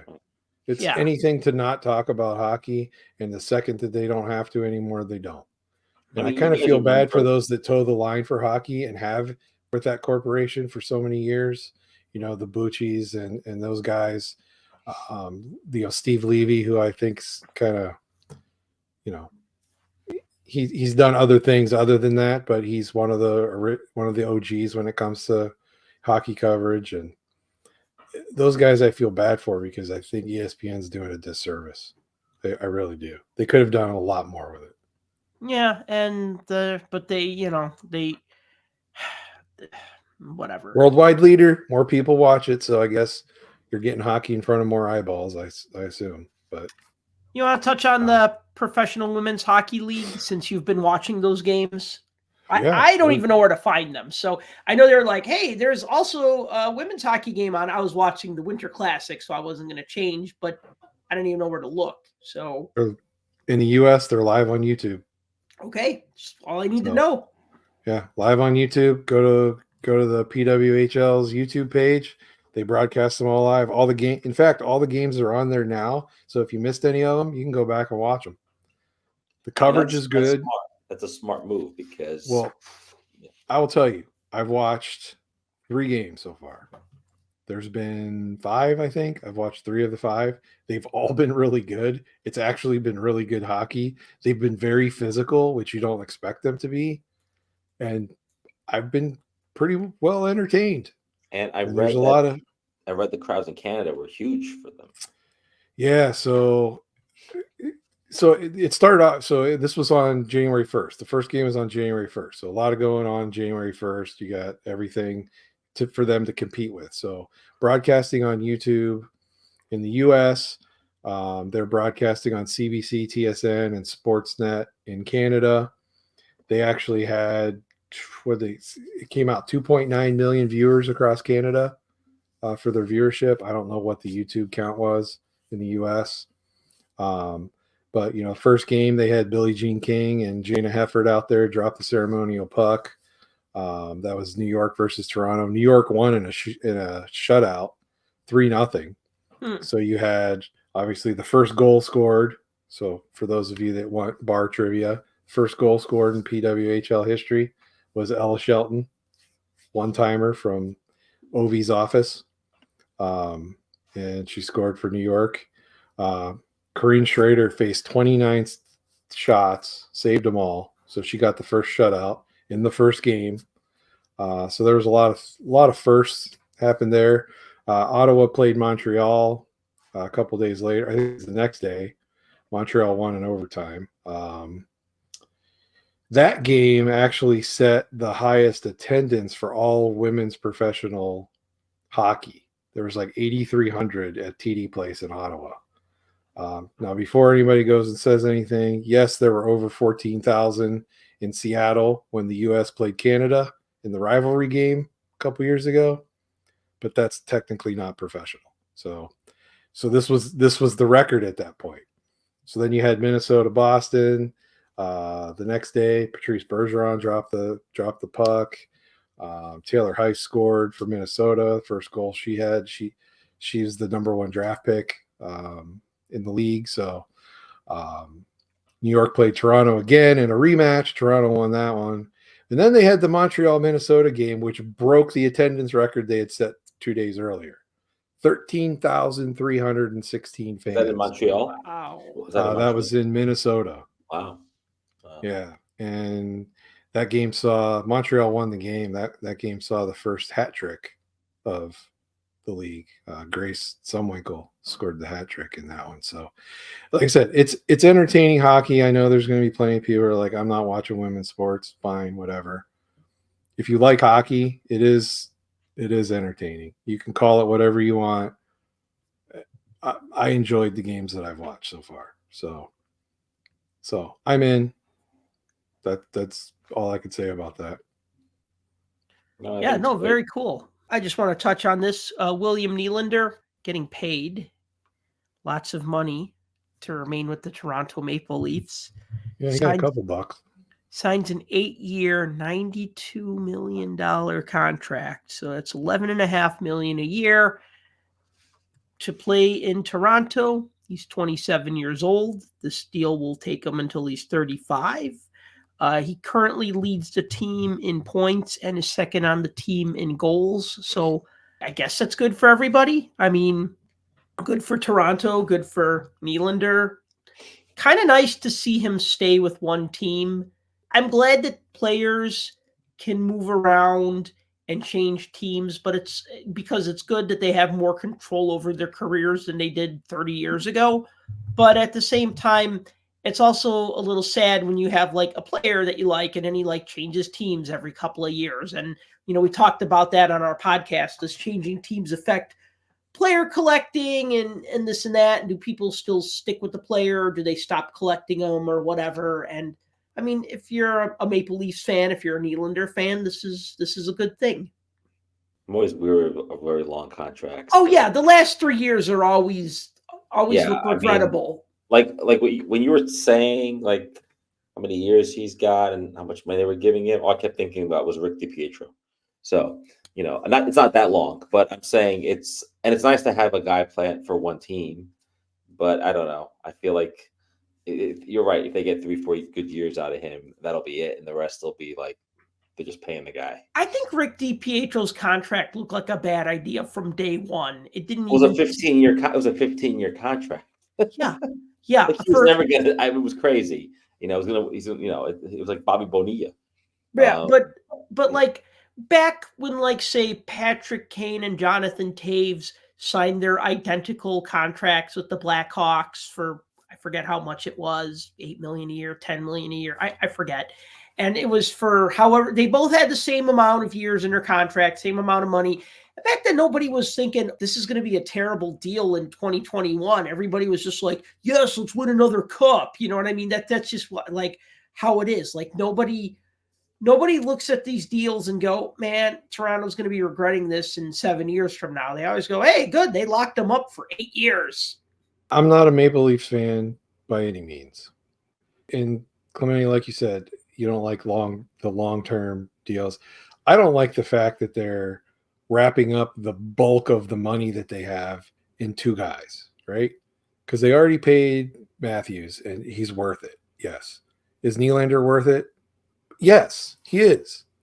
But if you're going to drop all of this money and wrap it up in two guys, especially if you're willing to pay all this money to a one-time 40-goal scorer, what are you going to do with Mitch Marner? Yeah, because, you read my mind. I was thinking of him. Like, what are you going to do with him? You can offer him 5 years too, whatever. I mean, him and Tavares become free agents next year. Both of those guys become Tavares and Marner both become free agents in 24.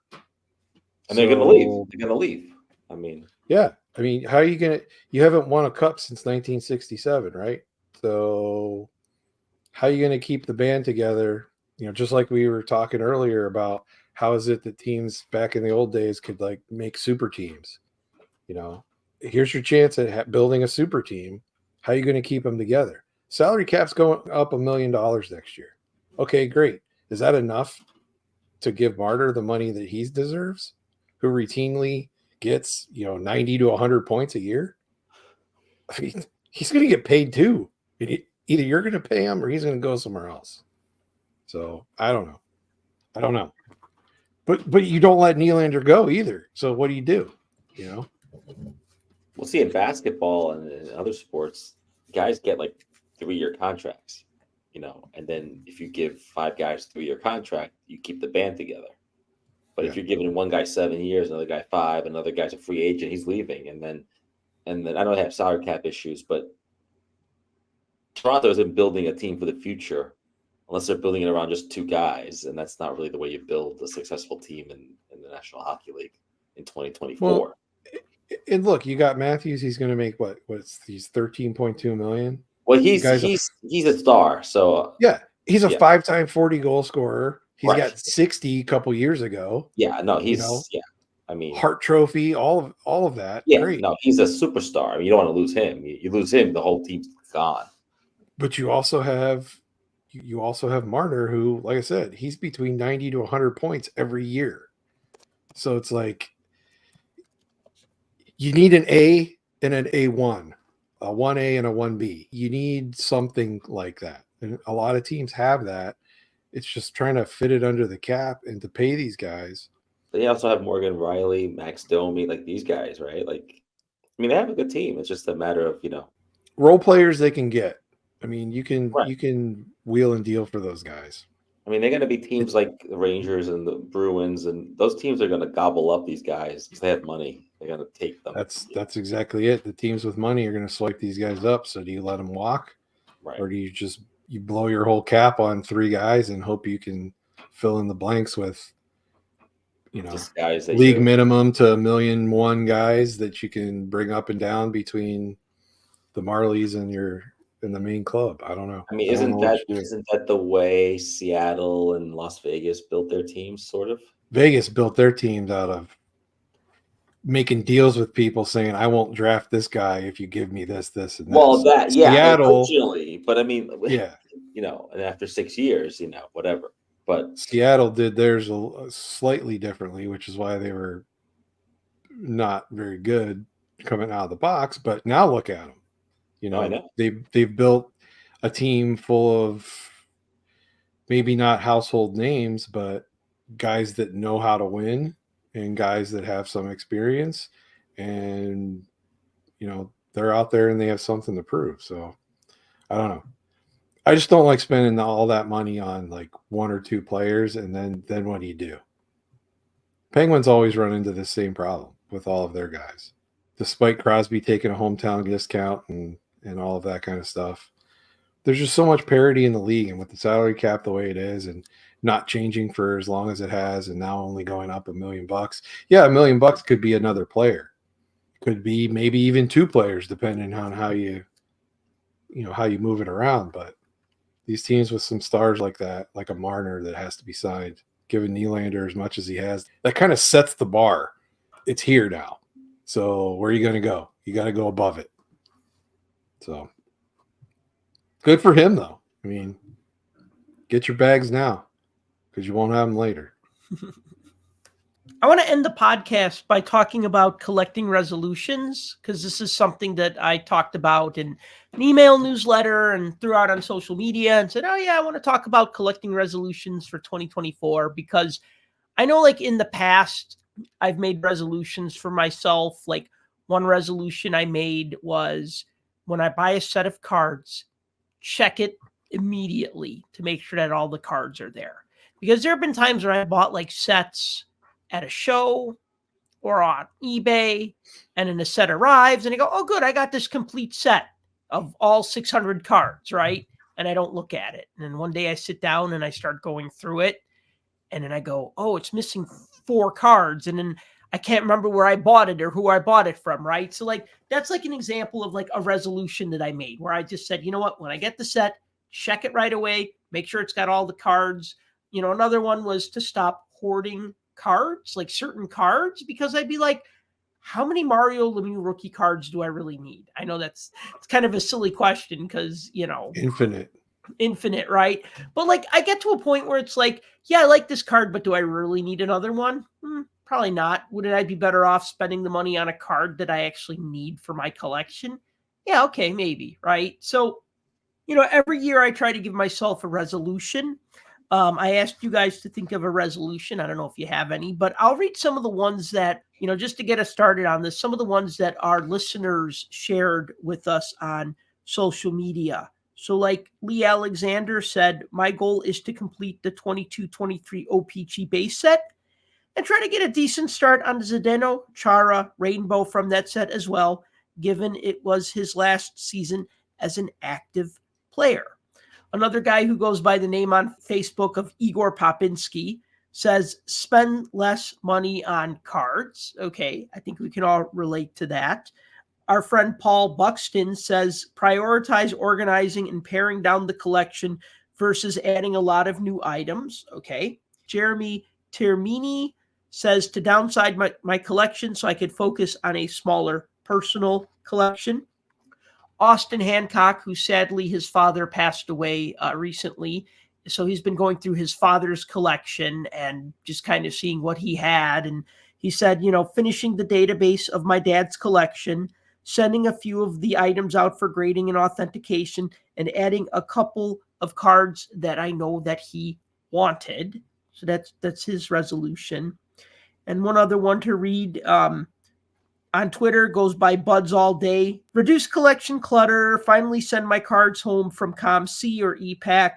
Get a cool Josh Allen card, probably a patch because his autos are expensive. Prioritize quality over quantity. True that. Buy less retail. Also true that.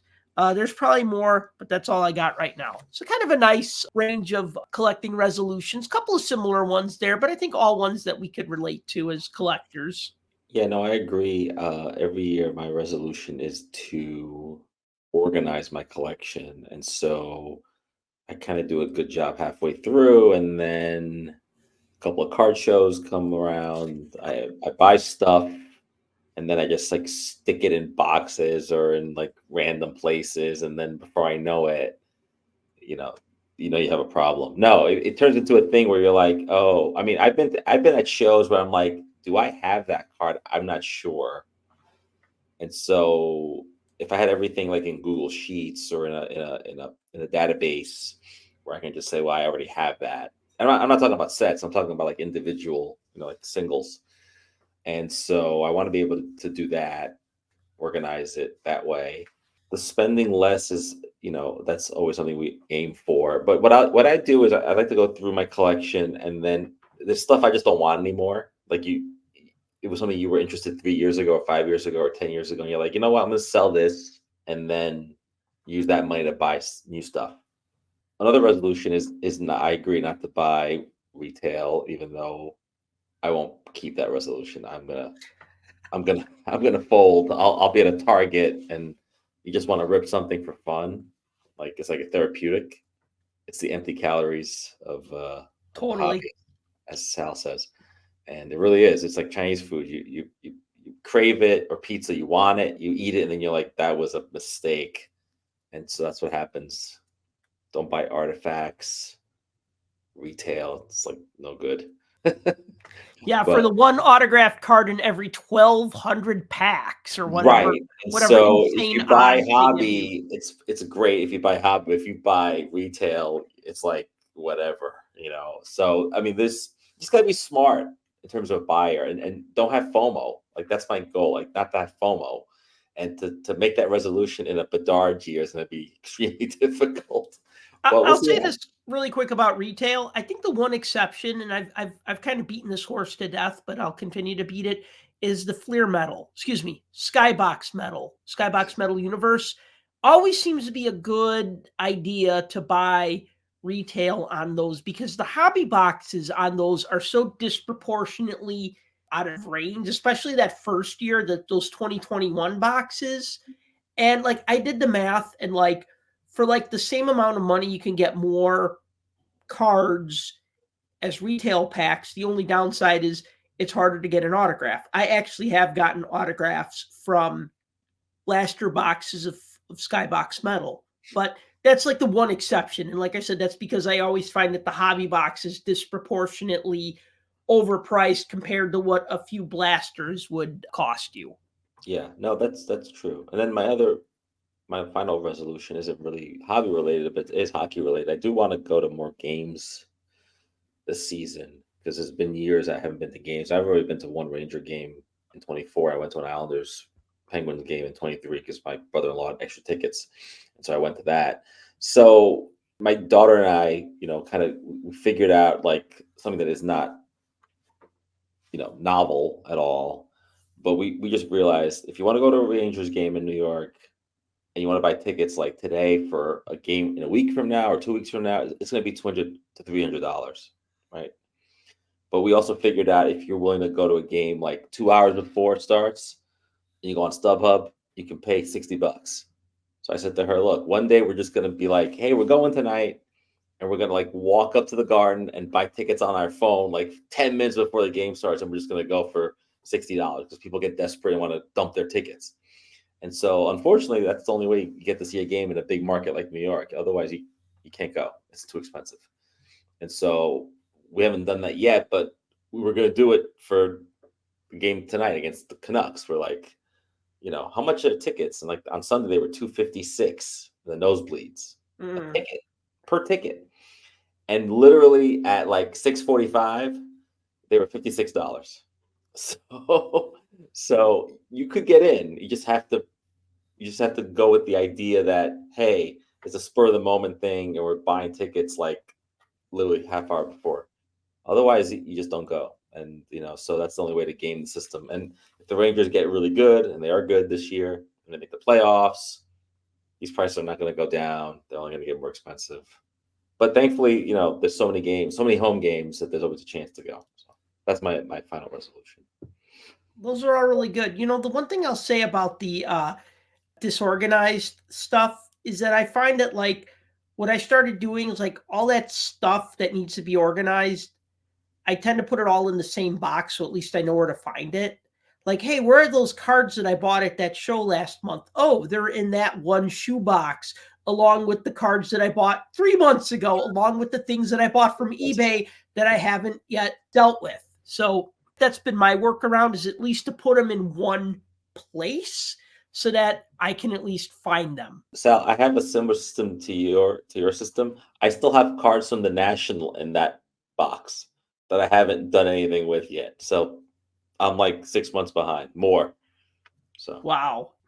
Yeah, I mean, it even took me a while when I bought those old cards from the National. They sat on a table for like 2 months before I put them in one touches and like actually like did what I wanted to do with them, file them away or put some on display or whatever. It's a hobby, so we can't put all of our time into it. But yeah, like we just have to do what we can. I'll share my resolution because, I was originally like, oh, I need to be more organized. But you know what? That's every year. And that's just part of collecting anyways, is being organized. Like I read somewhere like the difference between a collector and a hoarder is that a collector has a system.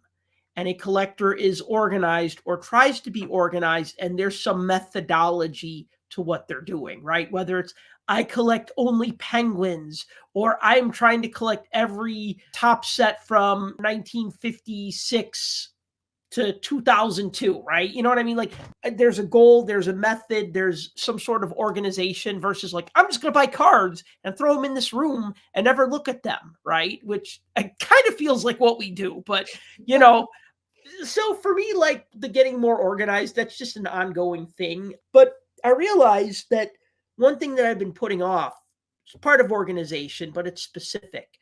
I have a lot of hockey toys, starting lineup figures, McFarland sports picks. If you remember the headliners, they were those 3-inch tall bobblehead figures that came out in like the late 90s. There were Prozone, which were like 12-inch dolls with like cloth clothing. There's like a lot of other like one-off types of things like Heroes of the Ice, which were terrible. anyways, there were all these different sports or hockey toys specifically that I collected. And I'm fairly organized with some of them. Like I have a spreadsheet of my starting lineups, but then like the last 2 years I've been buying starting lineups, marking them off my spreadsheet, and then they're just in a box. Like, am I going to open them? Take the card, put the card in the page with my other cards, put the figure in a baggie, put it with the other figures. Oh, I have extras of this. Am I going to sell it? Am I going to get rid of it? You know what I mean? Like, so I'm kind of like quasi organized with my starting lineups, and then everything else is just a mess. Like even my McFarlanes are like, I have them bagged with their sticks and their bases, but I might have mixed up some of the sticks on the move when I moved from one apartment to another apartment. So I don't even know, you know what I mean? Like, so that's just become kind of an albatross because look, I'll go to a show and I'll find like starting lineup figures for like $5. And I'll be like, I think I still need a 1994 Mario Lemieux. Do I? I guess I do. Or yeah, my spreadsheet says I do. But then I buy it and it's like, then I need to like put it away, like kind of like the card thing, put it away, right? So that's my resolution. I'm going to start looking into my hockey toys and figure out what to do with them because unlike cards, toys take up a lot of room. Tim, what about you? I have no resolutions. Resolutions are stupid. Oh, I'm sorry. That's my stoner negativity. Were you overwhelmed by our stories? Yeah, I feel very nonplussed right now. I don't have an original story to share because I'm very unoriginal. Wow, but I can share what other people and just steal their ideas and just restate them over and over in a different way, and maybe they'll appeal to somebody. Wow. One of my goals. I don't have resolutions. I have goals. In all seriousness, and I don't verbally set those goals because then I'll never do them. And that's another reason why I don't make resolutions, because resolutions, like I said, are stupid. And I wholly believe that because all the people that come out and say, I'm going to lose weight and I'm going to go to the gym and I'm going to stop smoking and drinking and eating and everything. If you try to stop doing something that you like doing, it's not going to happen. So that's why I try to like avoid all that kind of stuff. So organizing, I'm always organizing. It's not a resolution necessarily. It's just what I do. I've been collecting cards since basically 1986. I've got a lot of cards. I've got a ton. I mean, I could organize every day for the entire year, and I probably still wouldn't be fully organized because of how much I have and how I have my collection set up and how I have different PCs going and this, that, and the other. What I will say is by the end of this year, I want to have my checklist complete, at least as far as completion can be. That is one goal that I have. And if you're wondering, what checklist are you talking about? Well, I'm a Pittsburgh collector, so I collect Penguins mainly and Steelers and also Pirates. A lot of people can't believe that when they hear that because there aren't any Pirate fans left, right? But yeah, I do. And I have a very extensive checklist of just those cards for those teams. Not specific players, all the players. So every release, I have checklists for all of it, and I have them broken down by manufacturer, brand, and all of that kind of stuff. But they're ongoing and they're always a work in progress because I'm always adding things and changing things and moving stuff around.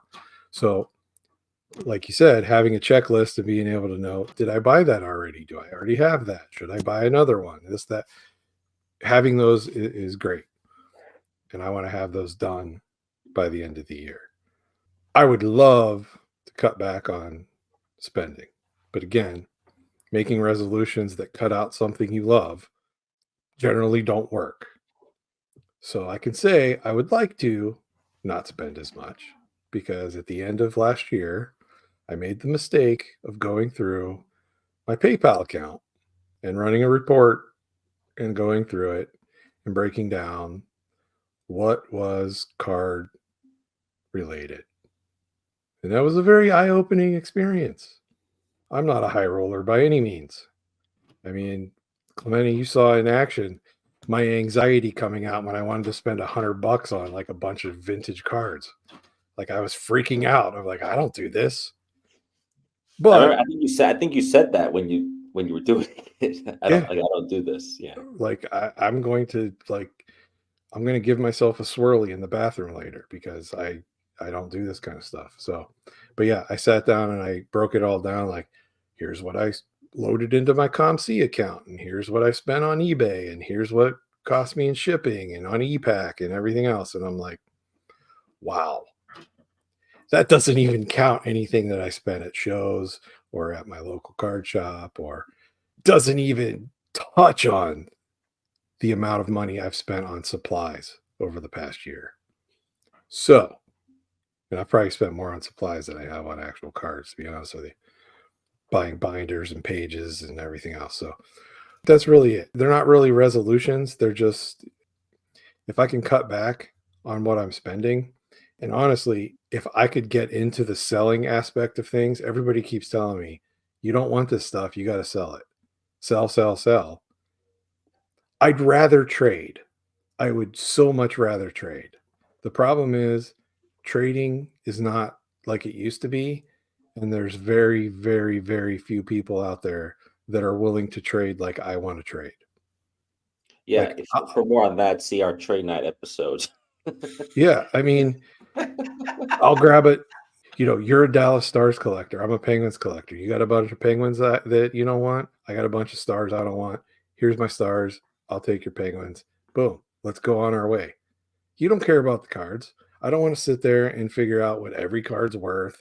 Oh, yours are worth $40 and mine are worth $37. So I need $3 more. That's not what I do. Tim, but the way you want to trade isn't the way people trade anymore. And that's why. Right. That's why I can't trade. Trading is like, I have $1,000 card, you have a $2,000 card, and it's not about like the way you want to do it. So yeah.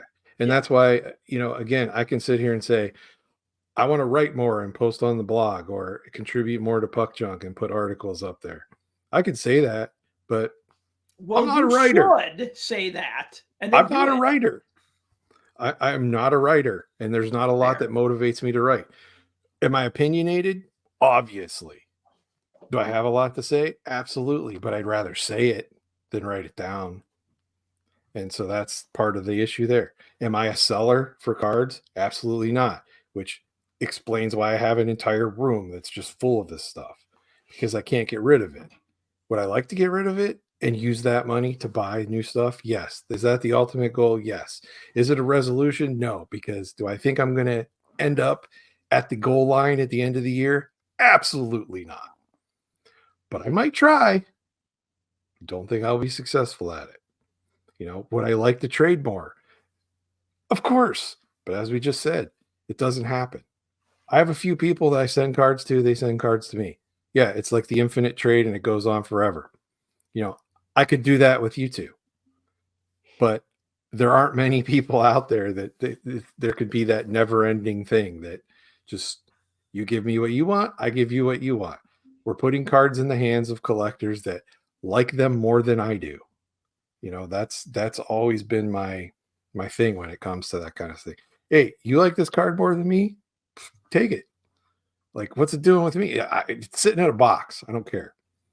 So if you want to call that a resolution, yeah.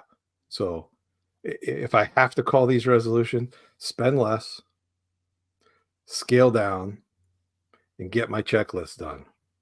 Those are my three things. So if you have to put a label on them and call them resolutions for the show purpose, fine. But I'm not labeling them as that. I like that you called them goals. I think that's a better way to put it. And, you know, I just want to say really quickly. Goals have to be attainable. They can't be like some crazy thing that you can never get to because you'll eventually give up because you know you're never going to make it. No. And like, I mean, that's exactly it. Like when people say they want to lose weight, well, that's such an infinite goal. And like when I lost weight during the pandemic, when I just said, all right, I have no excuses because I don't have to go to work. I'm working online. I can't play hockey anymore, so I have no outlet for exercise. I said, if I'm going to lose weight, this is the time to do it. So I told myself, like, I was just like, hey, I'm up to 215. Can I get back down to 205, which is what I weighed before the pandemic started. I just wanted to get back to my pre-pandemic weight. And then once I got there, I was like, can I get to 200? Right? That was just a thing for me. It was incremental. And that's like the same with like organizing. Like instead of me saying, I'm going to organize my collection, I'll say, I am going to organize my cards from the past 2 years and put them in order and decide what I'm going to do with the commons, right? Like that's a more attainable goal versus like, I'm going to organize my collection. That's infinite, right? That could be anything. So it's like the old phrase, how do you eat an elephant? One bite at a time. And that's what you have to do. Little bites. When we started trading, like when you and I started hanging out at shows, like, God, 10, 13 years. No, this was pre-2000. I think 2009, maybe 2008. It was long time ago. It was eight. I think so. When we were going to trade cards, I remember you just handed me a 400 count box of cards and said, here you go. And I said, oh, well, okay, I'll look through it. And you're like, no, they're all cards you need. I said, well, I didn't bring you 400 cards. And I like handed you like a little stack of cards. And you're like, no, that's fine. I'm like, well, why don't I just take 10 from the box of cards that you're getting? No, just take them all. I'm like, oh, okay. And there was this other guy, and I love trading with him. His name was Nick Buffano. He's still alive. He just moved away. Nick Buffano, and he was from the area, and the three of us would get together, and we would just, Nick. It was great. And we would just trade cards. You would pass me an 800 count box of cards. I would pass you I'd be like, well, I didn't bring you much, just a bunch of cards from 82 or whatever. And you're like, well, hey, these are from 1982. And then Nick, who would buy like artifacts, he'd end up with like extra base sets and be like, here's a base set for you. Here's a base set for you. And oh, do you guys like Panini, whatever, right? Well, here's a base set for you. Here's a base set for you. Thing going. As much as I know it's not going to happen, I do that. If there's people out there, call me, text me, whatever, how nonplussed you are to trade with me. Yeah. So anyway, so long story short, or short story long, whichever one. Yeah. If we're labeling them, those would be my 3 resolutions. And that's it. That's all I got. I was going to say shorter podcasts, but we've already broken that resolution for 2024. Well, we have 2 weeks into one, so that's fine. Pretty much 3 weeks, man. I mean, this is like it's a jumbo episode. You can listen to it in parts. Yeah, no, that's fine. I mean, we did quite a few. Actually, I'll tell you right now. So when we relaunched the podcast in 2019, we did 14 episodes from September to December. Okay, and that was when we relaunched the show in 2019. In 2020, we did 41 episodes in 2020. Of course, home during the pandemic. So I had lots of time to edit. We had all the time. If we wanted to do a podcast on a Monday and another one on a Wednesday, we could. So 2020, we did 41 episodes. 2021, we did 26 episodes. I don't know why 2021 was less, because there was still like lockdown stuff. 2022, we did 31 episodes. Okay. And in 2023, so last year, we did 36 episodes. So that's not bad. That's like one every 10 days or so. So I think my goal would be to try to do at least what we did last year, if not a little more. I mean, 52 in a year is kind of unrealistic because it's a lot of work for a small crew that doesn't make any money off of the show other than when you buy a t-shirt at shop.puckjunk.com. That helps. But, that just offsets my costs for things like StreamYard and podcast hosting and stuff like that. But it also gives you something. If you're going to contribute, guess what you have to show for it? A t-shirt that you can wear. Yeah. Oh, I got into some fight with some knucklehead on Twitter.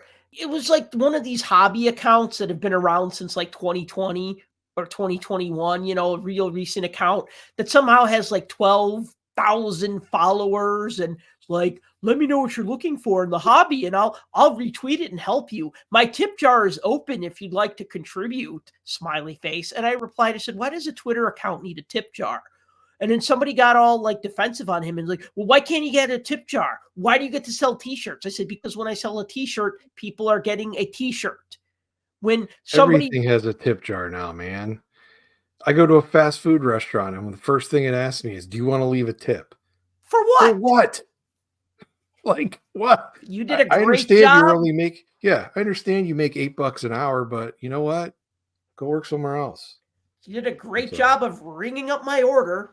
I'm not trying to offend people that work in fast food, but I'm not leaving a tip at McDonald's or Burger King. I'm not going to those places either, but still. Potbellies was the one today. I went and got a Potbelly sandwich because I like Potbellies. Mm-hmm. That's the first thing I asked. Tip. You made my sandwich that I ordered. You didn't serve it to me. You just handed it to me over the counter and I paid for it. And I went and sat down and ate my sandwich. I think there needs to be two rules with fast food. I feel like if you have to fill your own drink cup, you don't leave a tip. And I also feel that like if you have if you have to fill your own drink cup, then refills should be free.